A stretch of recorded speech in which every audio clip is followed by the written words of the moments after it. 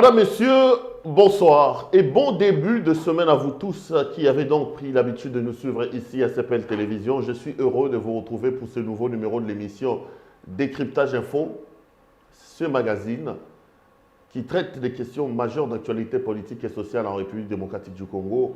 Nous prenons ces questions, nous les mettons sur la table et nous tentons de les interpréter et de leur donner un sens et une forme selon nous.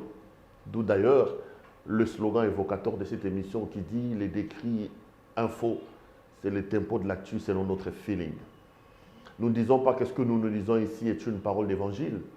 Ce n'est pas de la récitation que j'ai fait, les amis. C'est une conviction. J'ai dit des choses auxquelles je crois fermement. Ce que j'ai dit ici n'est pas une parole d'évangile. Moi, je ne suis pas un prophète pour que vous décidiez de dire oui et amen à tout ce que j'annonce ici. J'expose et je soumets mes propos, mes arguments aux étampris de vos critiques parce que je crois que du choc d'idées, la lumière finit toujours par jaillir. Mes numéros s'affichent au bas de vos petits écrans. Ceux qui ont déjà tenté de nous appeler peuvent les témoigner. Nous recevons les appels, nous discutons des questions majeures d'actualité politique et nous restons ouverts aux critiques. Je suis donc heureux de vous retrouver pour ce nouveau numéro. Je tiens à vous dire merci de la confiance que vous n'arrêtez de nous témoigner. Continuez à vous abonner massivement tel que vous êtes en train de le faire, à liker nos vidéos, à les partager. Continuez également à appeler vos amis, vos proches à pouvoir adhérer donc à la grande famille des CPL. Cette chaîne YouTube qui vous fait énormément du bien et qui traite des questions majeures d'actualité politique et sociale. L'actualité dans le pays reste dominée par de nouveaux massacres. Cette fois-ci, c'est à Ituri. Ce matin, hier soir, la milice qu'on appelle Codeco a attaqué des territoires à Ituri. On parle d'un bilan provisoire de 23 morts. Ce matin, je suivais un député du coin qui décrit le fait que le gouvernement ne prend pas ses responsabilités en main. On parle de 23 morts, on dit qu'il y a aussi des disparus, donc les bilans pourraient donc s'alourdir. Bandeko, ça fait très mal de vivre dans un pays où tout un pan de ce pays, notamment l'Est de la République démocratique du Congo, est complètement en larmes tout le temps. Il n'y a pas longtemps ici, c'était à Ipupu, dans la province du Sud Kivu, où on a parlé de plus de 200 morts. Hier, on a plutôt parlé d'une attaque de la milice Codeco et on se demande pourquoi notre armée n'arrive toujours pas à mettre en déroute ces éléments qui endeuillent nos populations et qui plongent les populations dans le chaos. On se demande exactement ce qui se passe dans cette partie de la RDC. Aujourd'hui, je ne voulais pas faire un focus là-dessus, je voulais plutôt exprimer ma compassion et ma sympathie à l'endroit de toutes ces familles qui sont éplorées. Je voulais que les Congolais épris des pays qui aiment leur pays, partout où ils sont, puissent garder en mémoire que nous avons nos compatriotes dans l'Est de la République démocratique du Congo qui vivent des moments très compliqués. Je voulais ici lancer un appel pathétique aux autorités du pays, notamment au président de la République, Félix-Antoine Tshisekedi. Je sais que si lui ne nous suit pas, peut-être qu'il nous suit aussi, les services et ces services sont en alerte pour nous suivre. Dites au président qu'il est temps de mettre toutes les batteries en marche pour ramener la paix et la sécurité dans l'Est de la RDC. Je rappelle lors d'un décret que j'ai fait ici, le président de la République, pendant la campagne électorale, il est passé chez notre ami Christian Lusakweno.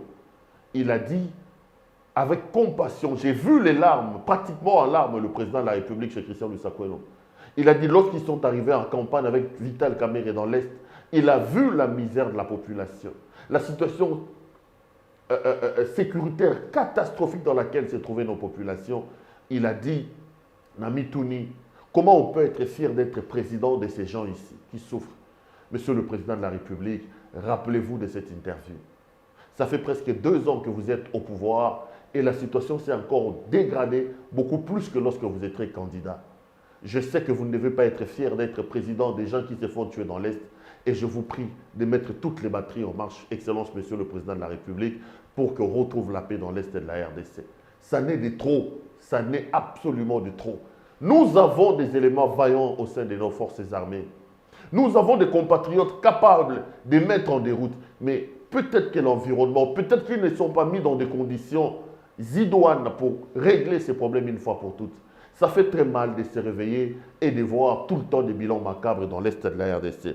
Je voulais donc réitérer ma compassion et mes condoléances aux familles éplorées et aussi appeler nos internautes et nos amis qui nous regardent à travers le monde à garder une pensée pieuse pour nos compatriotes qui sont tués chaque jour dans l'Est de la RDC à prier pour que la situation change et à travailler chacun dans ce qui les concerne pour que finalement, qu'on le retrouve la paix et la sécurité dans l'Est.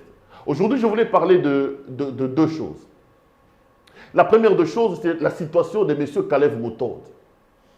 Je parlerai de Kalev Moutonde, de cet homme, de l'ANER, de Kabila, qui a fait des dégâts énormes et extraordinaires. Cet homme qui est passé champion dans l'art des violations des droits de l'homme. Et je parlerai également de cette initiative de la recherche de paix entre Katangais. On a vu l'ancien gouverneur Pandé Kapopo aller tenter de rencontrer Moïse Katumbi. Je parlerai de ça vers la fin. Je reviens sur Kalev. L'actualité sur Kalev, les amis, c'est sa révocation. Monsieur Kalev Moutonde, qui a dirigé l'ANER, les services de renseignement de Kabila, a été révoqué de ses fonctions parce que vous le savez, après avoir quitté les fonctions de l'administrateur général de l'ANER, l'AG de l'ANER, Kalev est quand même resté au service des renseignements. Parce que lorsqu'on occupe ce genre de fonctions, une fois qu'on termine son fonction comme AG, on reste comme directeur de l'ANER. Kalev était donc agent de l'ANER, matriculé à l'ANER au service des renseignements.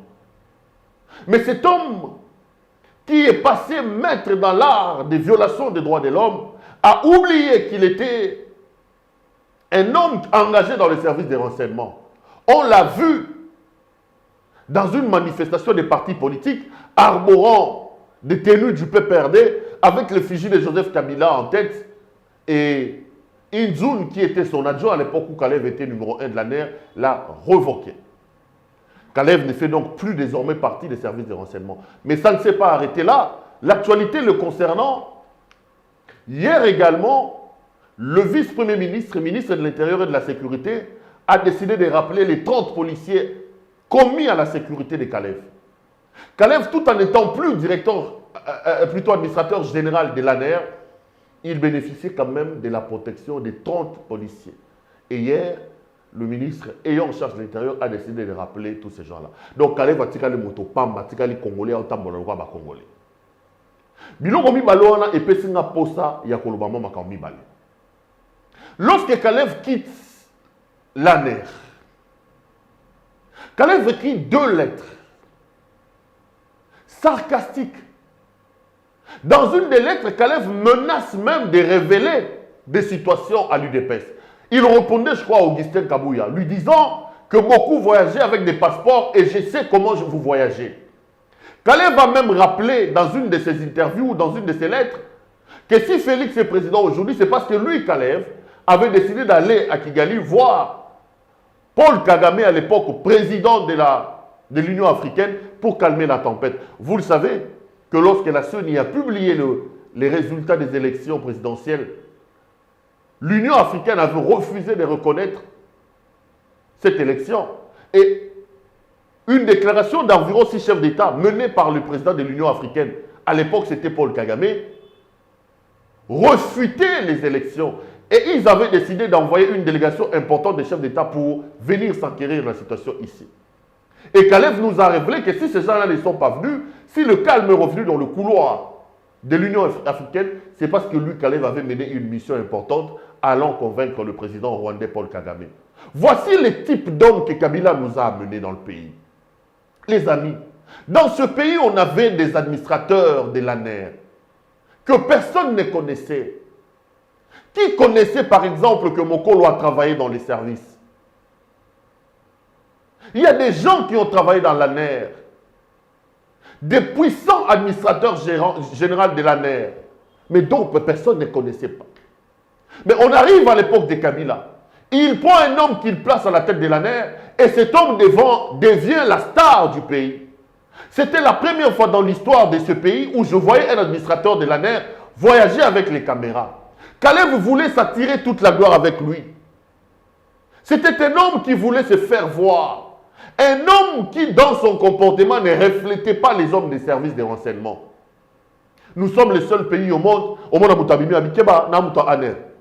alors que les gens des services de renseignement sont supposés être dans l'ombre. C'est le seul pays au monde où on a fait dans la porte à lui, donc, pour nous, ils ont certé. Kalev roulait avec un cortège. Mais je voulais quand même peindre d'abord cet homme avant de revenir sur la question. Pour moi, Kalev est aussi un exemple de la dérive dictatoriale, de la médiocrité installée au sommet des institutions que Kabila nous a introduit. Vous savez que le régime de Kabila, c'est un régime qui a désacralisé les fonctions étatiques. À l'époque de Kabila, être un homme, malheureusement, ça se poursuit jusqu'à aujourd'hui. Les fonctions étatiques n'avaient plus leur caractère sacré. C'est tous ces régimes que vous avez un général, en l'occurrence John Numbi, qui peut se permettre, lui, général d'armée, parce qu'il n'a pas eu de fonction, parce qu'il n'est pas nommé par le président de la République, devant les caméras, un général, il dit que le président a été induit en erreur. Et il ne s'arrête pas là, il dit encore que je ne suis pas un agneau. Ça, c'est l'épreuve de la dérive, de la médiocrité que Kabila nous a installée au sommet de l'État. Et Kalev est un exemple de cette dérive-là, de cette médiocrité au sommet de l'État. Où les gens arrivent à des fonctions sans aucune qualité, sans aucune expérience, sans aucune expertise et ne reflètent pas les fonctions étatiques qu'ils incarnent. Kalev est un exemple patent de cet état de choses. Un administrateur qui quitte ses fonctions et qui menace la République. Un administrateur qui est encore au cadre de l'ANER, mais qui va manifester aux couleurs d'un parti politique. Mais qui est Kalev? Pour connaître Kalev, il faut discuter avec des personnes qui ont subi les humiliations, les violations flagrantes des droits de l'homme. Regardez bien sur ma chaîne. J'ai eu une interview, deux interviews avec Jekoko Mulumba qui vous pend Kalev. Il dit que c'est le diable en personne. Jekoko Mulumba dit que pour lui, Kalev est pire que Ben Laden. C'est un démon, selon Jekoko Mulumba. Il dit dans cette émission, Jekoko Mulumba, que j'attends la mort de Kalev et je vais sabler les champagnes. Il faut parler avec Jean-Claude Mouyambo. J'ai eu une interview sur ma chaîne, allez consulter. Mouyambo dit que Kalev c'est un tortionnaire. C'est un bandit, c'est un voyou. Ça, c'est Jean-Claude Mouyambo qui le dit. L'interview est sur ma chaîne YouTube. Discutez avec les Diomi, discutez avec toutes les personnes, avec Franck Diongo. Vous allez vous rendre compte de la dangerosité, de la toxicité de cet homme. Un homme spécialisé dans les violations flagrantes des droits de l'homme. C'était lui les bras séculiers du régime dictatorial de Joseph Kabila. Kalev Moutonde. Kalev doit payer pour ce qu'il a fait. Aujourd'hui que Kalev n'est plus à l'air, aujourd'hui que Kalev a vu sa garde rapprochée être retirée, Kalev doit répondre de ses violations des droits de l'homme et de ses actes devant les cours des tribunaux. Je suis d'ailleurs heureux, vous l'avez suivi. La Cour suprême des États-Unis d'Amérique venait de contredire le tribunal américain, vous le savez, dans l'affaire mercenaire. Lewis Derrill, c'est lui que Kalev et Alexis Thambwe Mwamba nous ont présenté comme étant des mercenaires au service de Moïse Katumbi. Il a porté plainte contre Alexis Thambwe Mwamba et contre Kalev. Et un tribunal américain avait rendu un verdict estimant que Alexis Thambwe Mwamba et Kalev Moutonde ne pouvaient pas être poursuivis parce qu'ils bénéficiaient des immunités à l'époque des faits. La Cour suprême des États-Unis d'Amérique a balayé cet argument-là. Donc aujourd'hui, la voie est libre pour qu'un procès se tienne aux États-Unis d'Amérique contre Kalev Moutonde et contre Alexis Thambwe Mwamba. Dans l'affaire de Lewis Derrill, dans l'affaire des faux mercenaires qu'ils ont attribués à Moïse Katumbi. Kalev, c'est l'homme qui est sanctionné par les États-Unis d'Amérique. Kalev, c'est l'homme qui est sanctionné par l'Union européenne. Même de nous a dit ici que c'est le Congo bashing. C'est le néocolonialisme, c'est l'impérialisme. Non, c'est faux. Kalev a violé les droits de l'homme, les amis. Kalev Mouyambo a dit que c'est un tortionnaire. Kalev, sa place est en prison aujourd'hui. Les Congolais sont heureux de savoir que l'homme a été viré de l'ANER, que la garde lui a été rapprochée. Kalev Moutonde, en principe, comme directeur de l'ANER, les amis, il devait respecter la loi. L'ANER est régie par la loi, notamment le décret loi numéro 003 de 2003. Ces décrets-lois-là portent création et fonctionnement de l'ANER. Et dans le décret, quand vous lisez le décret, il est stipulé que les agents de l'ANER, partant de l'administrateur général jusqu'au plus petit agent, ils sont des OPJ, des officiers de police judiciaire et des APJ. Ils peuvent donc entendre des personnes. Ils peuvent interpeller et entendre établir des PV. Mais en tant qu'OPJ et en tant qu'APJ, ces inspecteurs de l'ANER sont donc régis par la loi qui dicte le comportement des officiers de police judiciaire. Ils sont soumis à la loi portant organisation, fonctionnement et attribution des officiers de police judiciaire et des APJ. Mais qu'est-ce que la loi dit?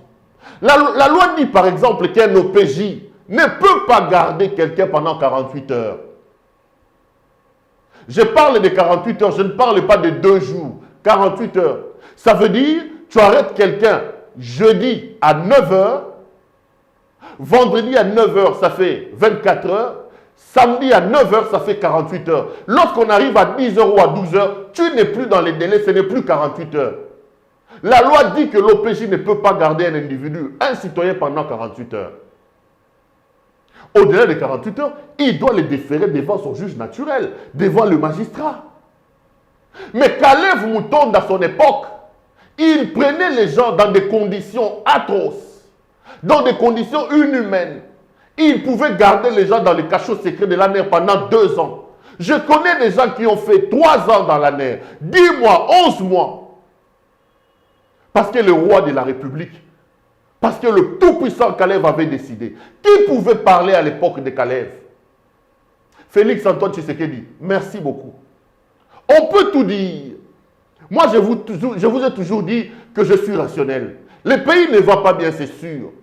Nous avons des difficultés, c'est sûr. Mais lorsqu'il y a des bonnes choses, lorsqu'il y a des pas qui sont franchis, il faut les saluer. Aujourd'hui, l'ANER existe encore, mais l'ANER a perdu de son caractère dangereux. L'ANER n'est plus une machine capable de violer les droits de l'homme sans s'émouvoir, sans problème comme à l'époque de Kalev. Et ça, on peut mettre ça dans le crédit de Félix Antoine Tshisekedi Tshilombo. Merci, monsieur le président de la République. Quand tu fais quelque chose de bien, j'applaudis. Les cachots de l'ANER ne sont plus des endroits atroces, des endroits inhumains où les Congolais sont arrêtés, où des Congolais subissent des supplices de tout genre. L'ANER était donc l'expression de la dictature, l'expression des violations des droits de l'homme que Kabila avait instauré à un moment donné comme système de gouvernance. Et pourtant, quand vous lisez le décret que je viens de mentionner ici, le décret portant création, organisation et fonctionnement de l'ANER, le décret 003/2003, il est dit ceci, je crois à l'article 7, non, article 3, que l'ANER veille sur la sûreté intérieure et la sûreté extérieure de l'État. C'est ça le travail de l'ANER. Veiller sur la sûreté intérieure et extérieure de l'État. Mais toutes les personnes que Kalev a arrêtées là-bas, qu'est-ce qu'ils avaient à voir? Vous avez des gens qui sont arrêtés pour outrage au chef de l'État. Vous avez des gens qui sont arrêtés pour vol, soi-disant. Il y a des gens qui sont arrêtés pour... Qu'est-ce qu'ils ont à voir avec la sûreté de l'État? Des droits communs, des crimes ou des griefs de droits communs. Parfois et souvent d'ailleurs, c'était des innocents. Kalev trouvait des griefs de droits communs qui échappent au contrôle de l'ANER, mais comme lui c'était l'homme de tout puissant, personne ne pouvait rien lui dire, il allait jeter ces gens-là en prison. Kalev, c'est un homme qui mérite que la République s'occupe de lui. Monsieur le président de la République, quand vous dites que vous n'allez pas fouiner dans le passé, quand je vois aujourd'hui Kalev Moutonde, dans une marche organisée par le FCC, Kalev marchait pour l'état de droit, je me dis, mon Dieu, même le diable lui-même, père d'injustice, en enfer, il rigole, il dit, moi, je n'ai pas encore arrivé à ce niveau d'amnésie, plutôt d'amnésie. Kalev croit que les Congolais sont amnésiques. Kalev Moutonde dans une marche pour réclamer l'état de droit. Bandeko. Même Nali Felo, diable Yemoka Kamwe. J'ai vu et entendu les gens du PPRD et du FCC, comme dans leur habitude, essayer de défendre cet homme. Ils disent non, il était couvert par les immunités. Les amis, les immunités ne vous permettent pas de violer massivement les droits de l'homme. Ils disent non, mais ce n'est pas Kalev. Est-ce que c'est Kalev? Mais écoutez ce que la loi dit. Le même décret portant création, organisation de l'ANER, à son article 7, il dit ceci. Le directeur général ou l'administrateur général de l'ANER est le coordonnateur de toutes les activités de l'agence. L'administrateur général de l'ANER est le coordonnateur de toutes les activités de l'agence. Ceci étant, il est donc le premier responsable. La loi fait de Kalev, je ne parle pas de Kalev, je vais enlever les individus. La loi fait de l'administrateur général de l'ANER, premier responsable de ceux qui arrivent au sein de cette agence-là. La loi fait de l'administrateur général, coordonnateur de toutes les activités de l'ANER. Et les activités de violation des droits de l'homme opérées à l'époque de Kalev, c'est lui, au terme de la loi, article 7 du décret créant l'ANER, c'est lui le responsable. Kalev doit payer de tout ce qu'il a fait. Jasez comme vous voulez, vous là du FCC. Criez comme vous voulez, vous du FCC. Kalev paiera ce qu'il a fait. Si la justice du monde n'arrive pas à contrecarrer Kalev, même la justice de Dieu poursuivra Kalev et lui et sa descendance. Il a fait beaucoup de mal, ces messieurs. Ils disent non, on ne peut pas demander à Kalev comme individu. Kalev était administrateur. Mais la loi créant l'ANER fait de l'administrateur général de l'ANER coordonnateur des activités. Donc, toutes les activités de violation des droits de l'homme, des pratiques inhumaines, des pratiques de dégradation de la race humaine qui se faisaient à l'ANER, le coordonnateur, selon la loi, c'était Kalev. Le premier responsable de toutes ces déviations, des violations des droits de l'homme, c'est lui, Kalev. Il doit rendre des comptes aux Congolais. Kalev ne mérite pas de se promener. Bon, moi, son dibino à FCC. Kalev ne mérite pas de se promener comme ça. Kalev ne mérite. Posez la question à Jean-Claude Mouyambo, je vous dis. Posez la question à Jekoko Moulumba. Posez la question à Moïse Katumbi Tchapwe, à Franck Diongo. Posez la question à Diomi Ndongala. Posez la question. On vous dira qui est cet homme. Quand j'entends les gens défendre, les amis, on peut être de son bord politique, on peut être du FCC, des CACH, de l'UDPS, de l'UNC. Je l'ai dit ici. Mais il y a des choses avec lesquelles on ne triche pas. Il y a une chose avec laquelle, je réduis même, c'est la seule chose, c'est la vérité. J'ai dit ça ici quand je parlais au président de la République. Que vous le vouliez ou pas, le pays va mal. Que vous le vouliez ou pas, la situation socio-économique se dégrade. Et moi, je tiens le président de la République comme responsable de ça. Ce qui est d'ailleurs normal. S'il faut lancer un cri de joie, un cri plutôt d'alarme, je les lance auprès du président de la République. Ça, c'est la vérité. La vérité, les amis, que vous le vouliez ou pas, elle reste vérité. Vous, là, du FCC, vous défendiez Kalev. Vous défendiez les violations des droits de l'homme. Aujourd'hui, ça se retourne contre vous. On vous montre que la vérité est vraie. Les amis, nous devons créer une société indépendante aux hommes. Nous devons créer une société basée sur des principes et sur des règles. Les règles, lorsqu'elles sont respectées, les amis, tout le monde est protégé. Mettons en place des règles impersonnelles, indépendantes aux individus. Ça protégera moi, Péro Louara, mes enfants, les enfants des uns et des autres.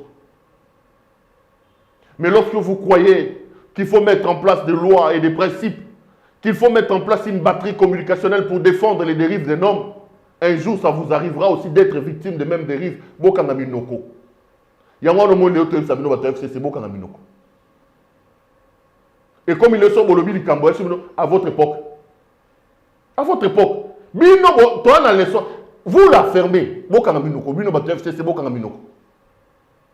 Nous n'avons pas de leçons à recevoir des autres. Oh, Ouboulou, Kilombo. Ils ont été nommés en violation de la loi. Vous, du FCC, fermez vos bouches. Kabila a fait ça. Kabila a fait ça. Kabila a fait ça. Il a nommé Vundwawe, qui était à la Cour suprême de justice. Il a nommé à la Cour de cassation. Vous, à l'époque, vous étiez où? Allez, Boukangaminoko. Oh non! Babeti Batou, Bagaz lacrymogène, Batou Bakouvert manifestation. Bino, Boukangaminoko. Rossi Moukendié où? Où est Thérèse Kapangala? C'est vous. C'est ce que je disais d'ailleurs quand je parle des donneurs de leçons ici, comment il s'appelle, Barnabé Kikaï. Kikaï est maintenant spécialiste sur Twitter, tout ce que Félix c'est Twitter. Ah, Kikaï. Toi, tu peux donner des leçons aux gens. Vous avez travaillé pendant 18 ans dans la destruction de ce pays. Bah, comme on viole. Batumusu Baloba, FCCT. Bino FCCT. Batumusu Baloba. Pas vous. On n'a pas de leçons à recevoir de choses. Vous savez, les amis, j'étais avec un ami à moi que je ne vais pas citer ici. Il est connu, très connu. Il a une ONG de défense des droits de l'homme très très connue. C'est un homme connu. Alors, comme dans ses habitudes, les FCC commencent à l'accuser depuis un temps. Oh, Nicolas, Azor Bimsassou va rapporter. Banda Félix, ça y est. Ils ont même tribalisé l'affaire parce que c'est son frère tribal. Eh, bon. Alors, une fois je suis allé dans son bureau, je lui ai dit, cher ami, mets-toi un peu. Tu ne vois pas que toi, on te critique, tout ça, tout ça, tout ça. Il m'a dit quelque chose qui m'a fait réfléchir. Il m'a dit, Perrault, écoute-moi. Je suis foncièrement défenseur des droits de l'homme. La défense des droits de l'homme jusqu'à la moelle épinière, mais je suis aussi humain. Parfois, quand des problèmes arrivent avec ces gens qui veulent nous donner des leçons, j'ai des anciennes images qui circulent dans ma tête. Les gens qui veulent aujourd'hui avoir la protection des ONG de défense des droits de l'homme, c'est des gens qui nous faisaient marcher comme des fous quand eux, ils violaient les droits de l'homme. Qui a oublié ce qui s'est passé à la Demiap avec Delphin Kaïmbi? Qui a oublié? Ça, c'est lui qui me dit.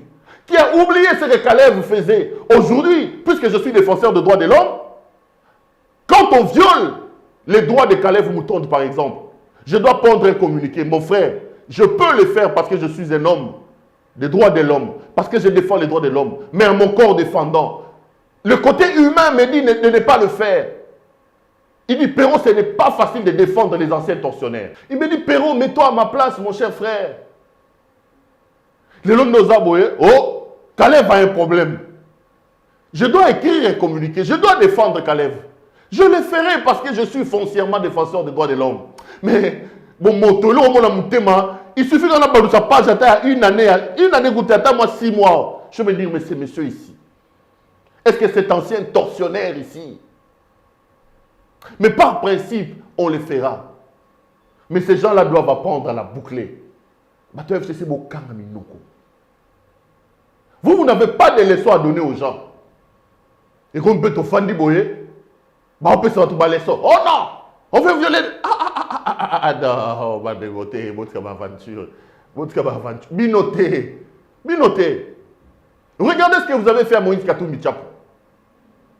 Un de vos meilleurs élèves, c'est vous, là, du FCC à l'époque AMP, qui nous avez dit que c'est le meilleur gouverneur. Parce qu'il vous a dit la vérité sur le 3e penalty. Parce qu'il a dit qu'il ne faut pas tirer un 3e penalty. Bota Bloro Bossa Moïse Katumbi. Bota Marambosa là.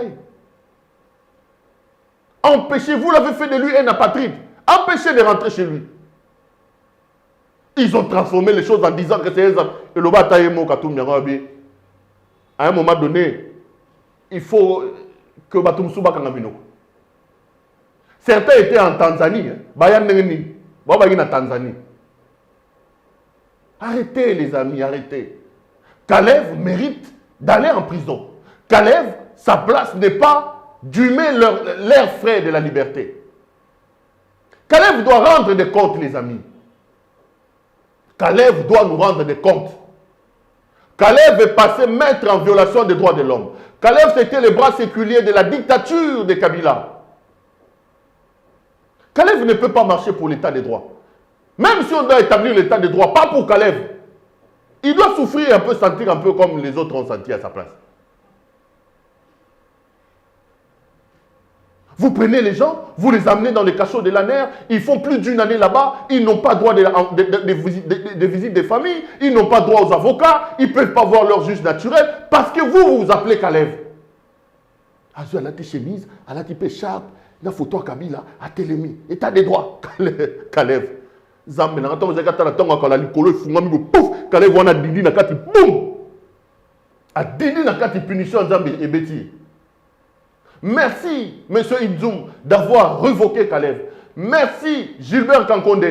Pour une fois, j'applaudis le ministre de l'Intérieur, Gilbert Kankonde, qui a retiré la garde de Caleb. Cet homme ne mérite pas que la République s'arrête sur lui. Cet homme ne mérite pas les hommages de la République. Cet homme mérite de rendre de compte pour les violations flagrantes des droits de l'homme. Cet homme mérite de se retrouver devant son juge naturel pour qu'il nous dise comment un Congolais qui a les sang congolais prenait plaisir à voir souffrir ses propres frères. Cet homme ne mérite pas qu'on s'attarde sur lui, les amis. Cet homme ne mérite pas qu'on s'attarde sur lui. Caleb est un homme méchant. Et la méchanceté de la justice, doit s'appliquer sur Caleb. La rigueur de la justice. Et tous ces courtisans et ces turiféraires qui sont autour de la Kabylie doivent apprendre à ces terres. Nous n'avons aucune leçon à recevoir de vous.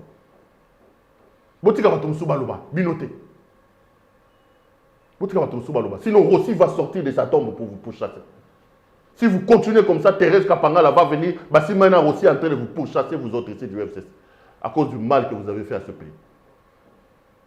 Les amis, c'était donc ces quelques 2-3 mots que je voulais dire, tout en réclamant que la justice soit faite contre Caleb. Cet homme mérite la rigueur de la justice. Cet homme mérite que la justice puisse s'en occuper. Cet homme ne mérite pas de circuler comme il est en train de le faire ici. Jérôme Moulouma même dit, il prie qu'un transmac, qu'un gros camion vienne le cogner et qu'il meure. Ce n'est pas moi. Moi, je ne lui souhaite pas la mort. C'est Jérôme qui a dit ça. Je souhaite plutôt que la justice s'occupe de cet homme qui a fait beaucoup de mal aux familles et à son propre pays. J'étais heureux de vous présenter cette émission et je le serai de même en vous retrouvant pour un autre numéro. J'ai promis qu'on allait parler également des initiatives de paix organisées par les Katangais. On parlera de ça lors d'un prochain numéro.